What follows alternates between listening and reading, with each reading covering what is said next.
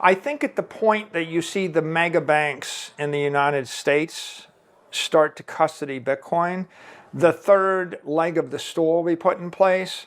And at that point, the treasurer of Microsoft could wake up in the morning and say, I think we should buy some Bitcoin. The CFO would say, okay, well, I guess the accounting looks fine. The lawyers, the general counsel would say, oh, well, the SEC's endorsed this, and there's 34 companies that have 34 ETFs with $70 billion of Bitcoin, so I guess it's a legitimate asset.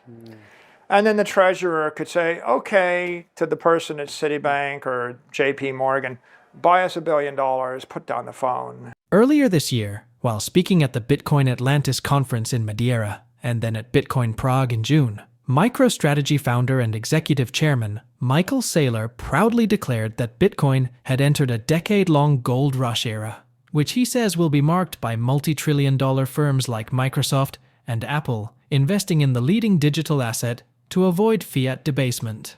Saylor believes we entered this Bitcoin gold rush era in January after the U.S. Securities and Exchange Commission, SEC, approved several spot Bitcoin ETFs, giving thousands of institutional investors access to invest in the largest cryptocurrency by market cap. Saylor believes the era will last until 2034, with thousands of hedge funds, pension funds, sovereign wealth funds, nation-states, and even companies like MicroStrategy directly buying Bitcoin or investing in it through the spot Bitcoin ETFs. Saylor points to the approval of the spot Bitcoin ETFs as a game changer, marking a significant shift in the regulatory landscape for the cryptocurrency.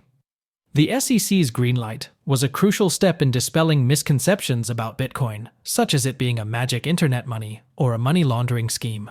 The interest of major Wall Street players, like Fidelity and BlackRock, further cements Bitcoin's position, indicating that it's not a passing trend, but a long-term investment opportunity.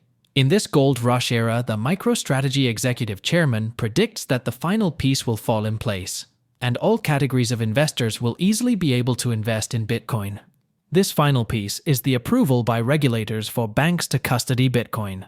Saylor believes that when this happens, Bitcoin will rapidly begin to assume its true value, until its market cap is someday worth hundreds of trillions of dollars. In a recent interview with Bitcoin News, the renowned billionaire business executive discusses some exceedingly bullish predictions for Bitcoin. During the interview, Saylor gives his ultra-bullish $100 trillion prediction for the leading cryptocurrency. As we bring you clips from the interview, please take a little time to like this video, subscribe to the channel, and turn on post notifications for more videos like this. Everything you do helps with the YouTube algorithm and immensely contributes to the channel's growth. Thanks, and enjoy the video.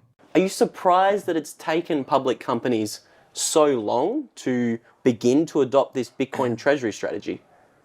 I guess I'm a little bit surprised, but yeah, because once you get Bitcoin and it clicks in your mind, your immediate reaction is, oh, I got to hurry and buy as much as I can because someone else is going to go take all my Bitcoin away from me. So like in 2020, when I started buying Bitcoin, I was thinking, oh no, I got to do this in a hurry because someone's going to figure it out and the price is going to 10x. And I better get it before it 10x's. So, I mean, that's a natural reaction when it finally clicks in your head. Because you're thinking, why wouldn't every billionaire in the world go and buy $1 billion of Bitcoin, smash buy it overnight, and just to make $1 billion? Because why wouldn't they just want to make the $1 billion, or 5 billion or 10 billion or any amount of money? I mean, Bitcoin, it feels like in the early days the infinite money glitch, right? But the practical case is the world falls into conventional patterns and conventional behaviors and ceremony and ritual. And there are a lot of forces of conservatism that cause institutions and companies to move slower. So for example, in the last 4 years, one question is, will Bitcoin be embraced by the regulators? And that wasn't really clearly answered until January of 2024. So when the United States SEC approved the Bitcoin spot ETFs, that was a major endorsement that this is not tulip bulbs, this is not a scam, this is a legitimate institutional digital asset. and digital commodity. So that was a very important point. Another thing that had to happen was, for corporate adoption is fair value accounting. If you bought $1 million of Apple stock and it doubled, you would have $1 million investment gain. But if you bought $1 million of Bitcoin under the previous indefinite intangible accounting and it doubled, you would probably be showing a loss. So a CFO that's indifferent, if they said, well, wait, I can buy this, and if it doubles, I'll make money, and if I buy that and it doubles, it'll look like I lost money. That was, I would say, prejudicial, hostile accounting. And that only just changed this year. And then the third thing that is required for institutional adoption in a big way is for the banking system of the world to start custodying Bitcoin. Right? If I'm Google and I generate $1 billion a month, or maybe $1 billion a week some weeks, I have no problem wiring that money to JP Morgan or Citigroup and saying buy government T-bills. And a junior employee at Google does that wire transfer, and it's routine like this.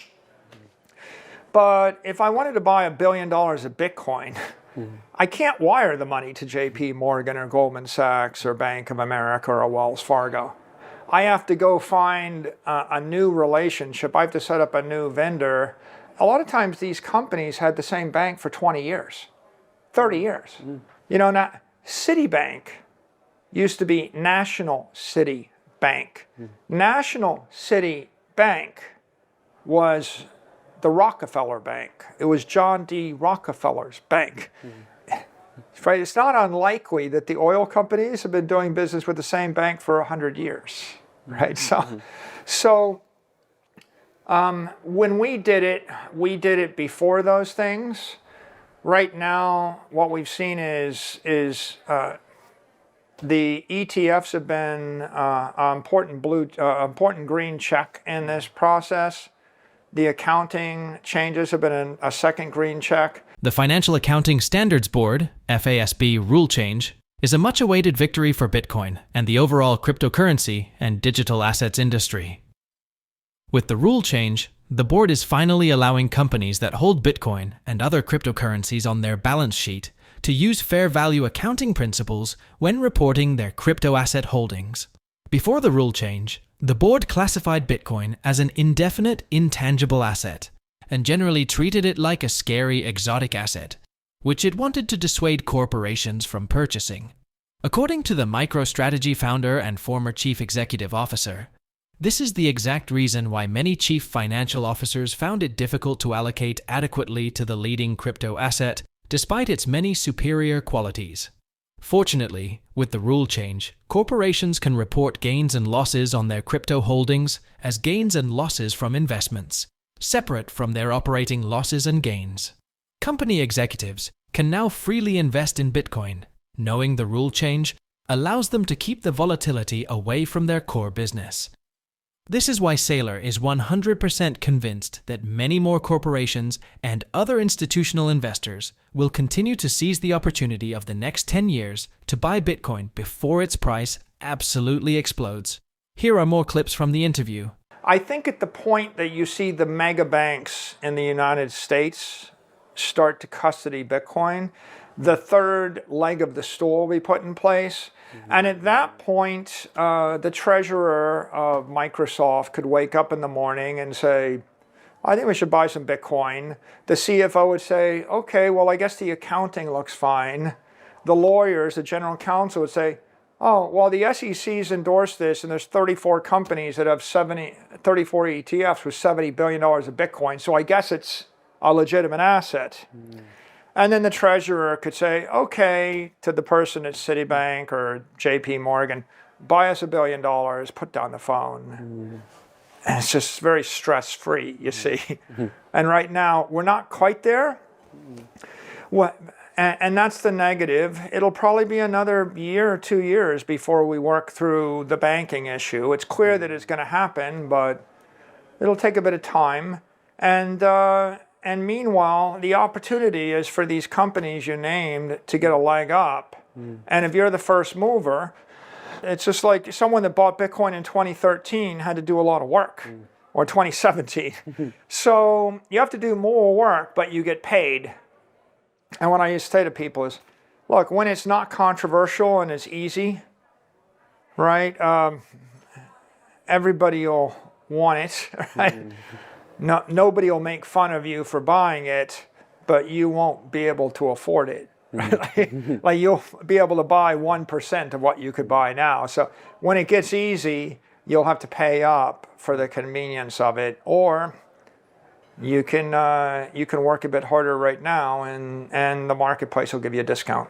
The years from 2024 to 2034 for digital money are the real high growth disruptive years, and the year from 2024 to 2034 for digital intelligence, probably the same thing, right? This is the decade of digital capital, and I use the word capital because money, sometimes people think, well, is that the currency, or is that the store? Is it the medium of exchange or the store of value? I would say the real disruptive change right now is Bitcoin will emerge as the store of value, digital capital, and what's that worth? Hundreds of trillions of dollars is what it's worth. It's worth a lot, and that's a very hard driving trend. You realize now institutions, corporations are moving in size that is order of magnitude and 2 orders of magnitude greater than was going on before. That's going to continue aggressively for the next decade. And that is the Bitcoin gold rush. I mean, the reason that's the gold rush is because by 2035, 99% of the Bitcoin will have been mined. So right now is the time when you've got natural sellers. You've got 450 Bitcoin available a day to buy from someone that might want to sell it to you.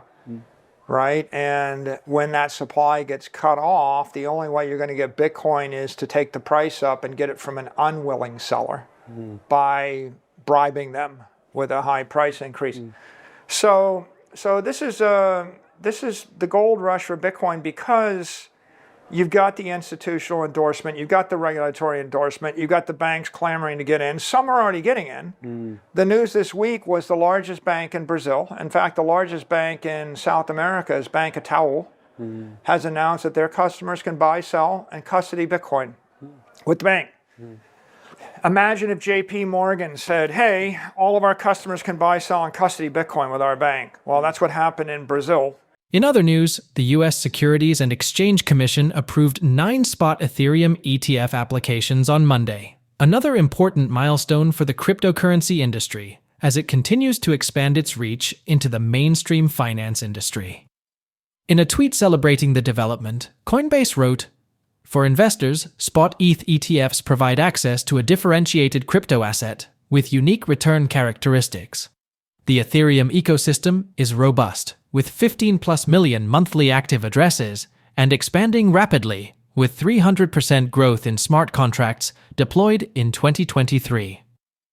On the same day, US spot Bitcoin ETFs attracted $533.57 million, the highest single-day gain recorded in 49 days, according to data from CoinGlass.com. BlackRock's IBIT led the pack with $526.7 million in inflows. Fidelity's IBIT recorded $23.72 million. And Invesco Galaxy's BTCO saw $13.65 million in inflows. BlackRock now holds approximately 334,943.27 Bitcoin, valued at $22.3 billion, while Fidelity's FBTC has about 180,689.31, currently worth $12 billion at current prices. Both Ethereum and Bitcoin prices are expected to climb even higher this week, as more institutional investors join the train. Please leave your thoughts, comments, and observations in the comments section below. Also, ensure you like this video, subscribe to the channel, and turn on post notifications for more videos like this. Thanks for watching.